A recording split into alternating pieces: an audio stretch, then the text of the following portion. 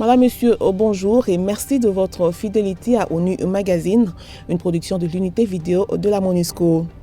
Au sommaire de cette édition, la police MONUSCO poursuit la formation des officiers de liaison de l'unité de police constituée FPU en vue de leur déploiement sur le terrain.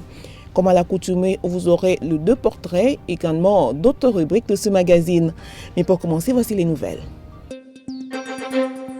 893 millions de dollars américains, c'est le montant à mobiliser pour couvrir les besoins humanitaires de la République démocratique du Congo en 2013.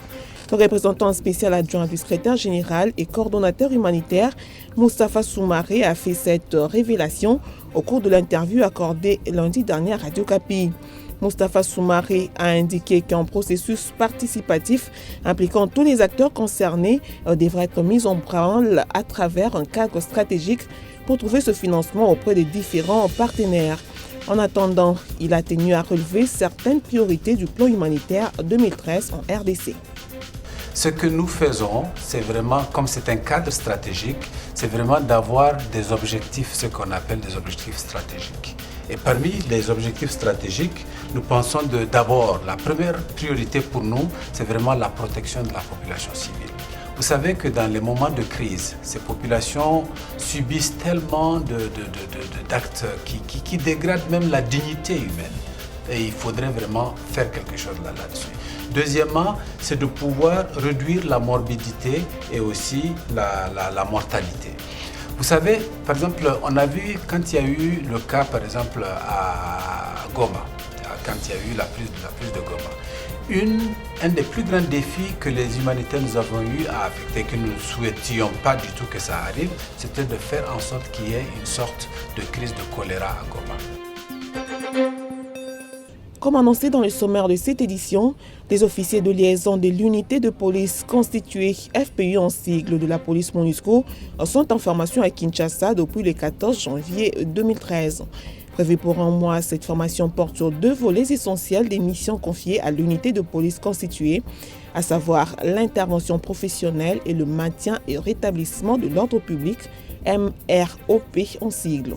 Nous avons fait ce genre de formation au mois de mars, nous en faisons une maintenant.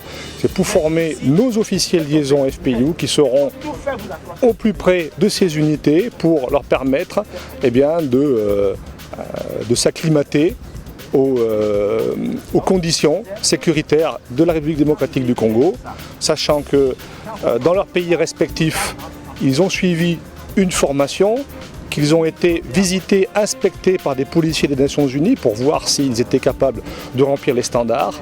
Et ensuite, quand ils sont déployés en RDC, au premier mois de leur déploiement, on leur enseigne également, on voit également sur place s'ils sont capables de remplir leur mission et on leur inculque des techniques qui sont susceptibles d'être également mises en œuvre ici. Par ailleurs, cette formation des formateurs est une occasion pour le FPU de donner une base commune de travail à tous les nouveaux officiers de liaison avant le travail du terrain où ils seront appelés à former et entraîner les unités FPU sous leurs ordres avant d'être opérationnels. C'est des gens qui sont déjà dans le domaine, donc on ne fait seulement qu'harmoniser les points de vue pour que nous parlions le même langage. Parce que vous savez, nous avons 8 unités FPU dans tout le Congo et ces unités seront encadrées par ces officiers de liaison que vous êtes en train de voir là. Donc il faut que celui qui est à Kananga, ce qu'il dit, que ça soit la même chose que l'unité qui est à Kisangani, ou je sais pas, qui est à Kinshasa, que ça soit la même chose que cette unité soit en train de le dire. Celui qui est à Bukavu, l'instruction qu'il donne à l'unité qui est à Bukavu, que ce soit la même chose que l'unité qui est à Mbujimaï, il reçoit. Pour illustrer l'intervention professionnelle, l'extraction d'un agent des Nations Unies pris en otage par un bandit dans un local situé dans un quartier de Kinshasa a servi d'exemple, tandis que pour le maintien et rétablissement de l'ordre public, la pratique toujours rapportée sur le refoulement des manifestants qui, à la suite de leur revendication, ont pris d'assaut un lieu au point de trouver l'ordre public. Satisfaite de la formation, l'unique officière de liaison FPU témoigne. Cette formation est vraiment d'une importance pour moi parce que je suis l'officier de liaison d'un contingent femelle, dont les Bangladesh. Donc là, je pense que après cette formation, même si j'avais des petites difficultés, parce qu'avec le maintien d'ordre, on ne peut jamais avoir tout. Donc cette formation va vraiment m'aider à bien gérer mon contingent. Quelles sont les dispositions que la force de la MONUSCO a prises pour sécuriser la ville de Goma en cas de nouvelle offensive des rebelles du M23? Le porte-parole militaire, lieutenant-colonel Félix Prosper Bass, a répondu à cette question. C'était au cours de la conférence de presse hebdomadaire de la mission onusienne de ce mercredi 6 février 2013. Vous n'êtes pas sans savoir que la force a déjà prévu aussi bien des plans de contingence que je ne peux pas de toutes les façons révéler au cours de cette conférence de presse. Mais soyez rassurés que dans le cadre de notre mandat, les plans de contingence ont été adoptés et donc nous observons aussi ce qui s'est fait à Kampala. Et compte tenu de tout cela, la force de la MONUSCO a pris toutes les dispositions idoines pour remplir au mieux sa mission avec les moyens disponibles qui sont mis à sa disposition par le Conseil de sécurité. Quelle est la contribution de la MONUSCO depuis que la guerre a commencé dans l'Est de la République démocratique du Congo?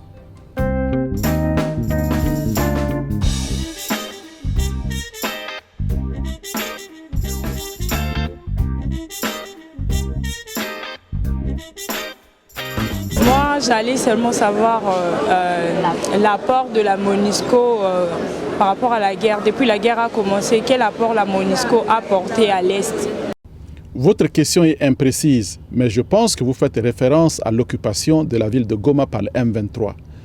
Après la signature de l'accord de Kampala, ce que nous avons fait, c'est d'abord de continuer à travailler pour maintenir la sécurité dans la ville de Goma.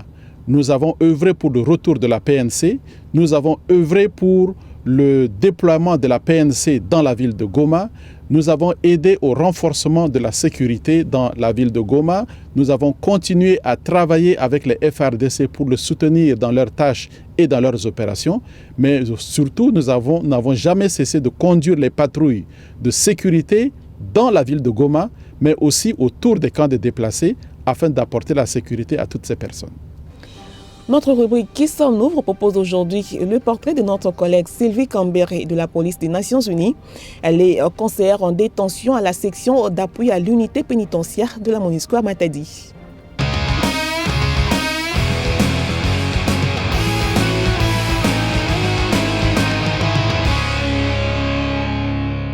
Je réponds au nom de Sylvie F. Cambéré. Je suis originaire du Burkina Faso. Je suis conseillère en détention à la section d'appui à l'administration pénitentiaire dans le Bas-Congo, plus précisément à Matadi, depuis mai 2012. La section d'appui à l'administration pénitentiaire est une section substantive de la MONUSCO qui contribue à la réalisation du mandat de la MONUSCO. Notre activité quotidienne peut se résumer comme suit. Et si vous voulez, tous les jours ou tous les matins, nous nous rendons à la prison centrale de Matadi où nous faisons le point avec le directeur de la prison centrale de Matadi et son personnel, le point sur la situation carcérale des détenus. Nous apportons notre appui conseil aux pratiques pénitentiaires courantes telles que la tenue des registres, l'élaboration des statistiques, la fouille des détenus, l'organisation même de la garde. La section d'appui à l'administration pénitentiaire, d'une manière précise, travaille en étroite collaboration avec les autorités nationales pour l'émergence d'un système pénitentiaire plus professionnel, et animé par des acteurs professionnels, respectueux des droits de l'homme, et en mesure d'accueillir en toute quiétude, si vous voulez, en toute sécurité, les personnes détenues pour l'exécution de leur peine. En tant que femme, je suis très sensible à la question des femmes et des mineurs. Alors, nous travaillons avec tous les partenaires possibles pour trouver des solutions pratiques. Elle s'appelle Maggie Kalumba, comédienne de profession. Elle évolue au sein du Théâtre National. À travers une comédie bien réfléchie, elle dénonce certaines antivaleurs de la société congolaise, particulièrement vécues dans la capitale. C'est elle, notre Congolaise de la semaine.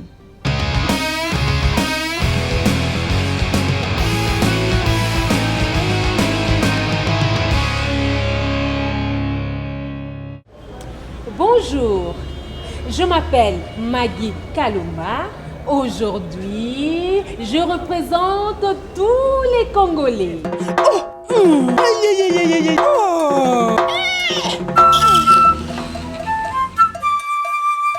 Ce type de comédie, ça va. Mais aujourd'hui, on monte des niveaux.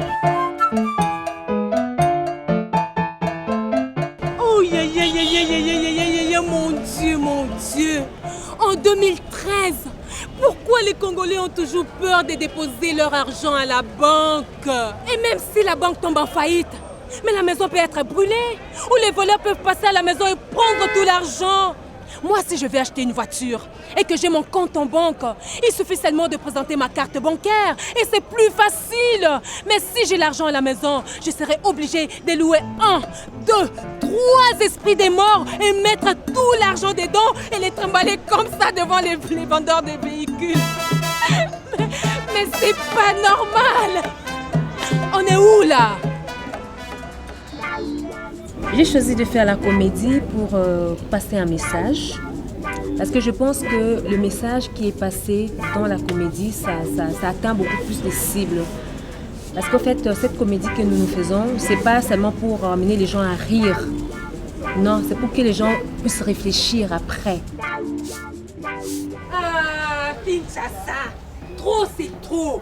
Ah, dans une petite ruelle comme ça, il y a au moins 7 églises de réveil et ça fait du bruit. Il y a même beaucoup plus d'églises que d'habitants dans ces ruelles-là. Dès que j'entre dans une église, voilà un monsieur qui se présente devant moi. Ma sœur, demain tu recevras $1000. C'est la parole du prophète de Dieu. Mais mon Dieu, je me demande pourquoi est-ce qu'il parle avec cette voix-là, hein? Il se prend pour qui, lui-là? Et quand j'ai envie d'avoir un visa pour aller aux États-Unis, voilà les gars qui me dit: ma sœur, il suffit seulement de donner $400. Moi, je vais donner au pasteur. Il peut vous trouver les visas des États-Unis d'Amérique. Mais c'est pas normal. Est-ce que le pasteur, c'est l'ami du président Obama? Ou bien il dîne personnellement avec l'ambassadeur des États-Unis? Mais c'est pas normal, ça. On est où, là?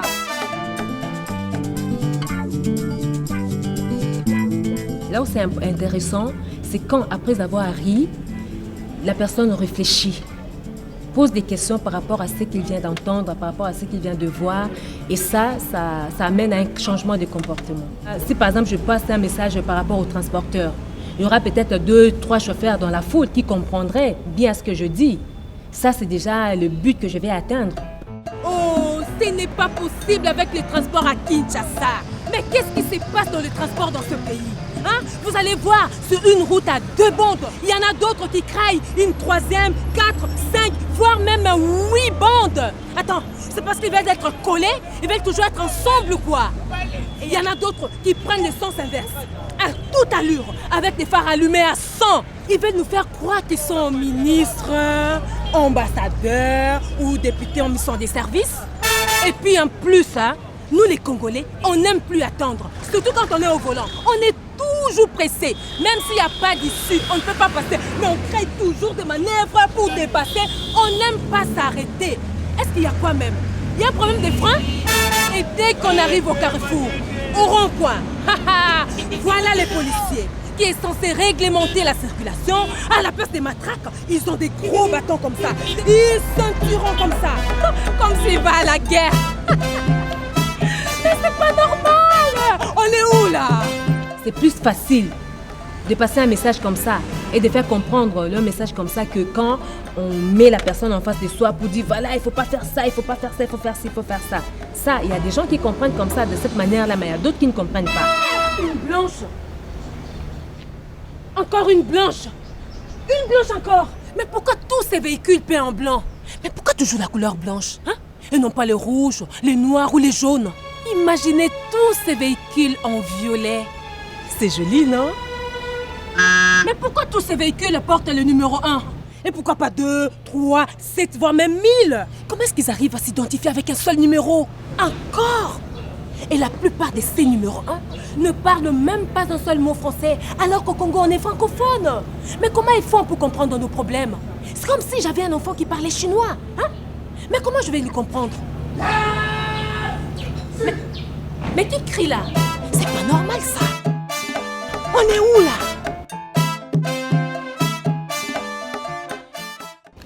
C'est par ici que nous mettons un point final à ONU Magazine. Merci de nous avoir suivis et à très bientôt.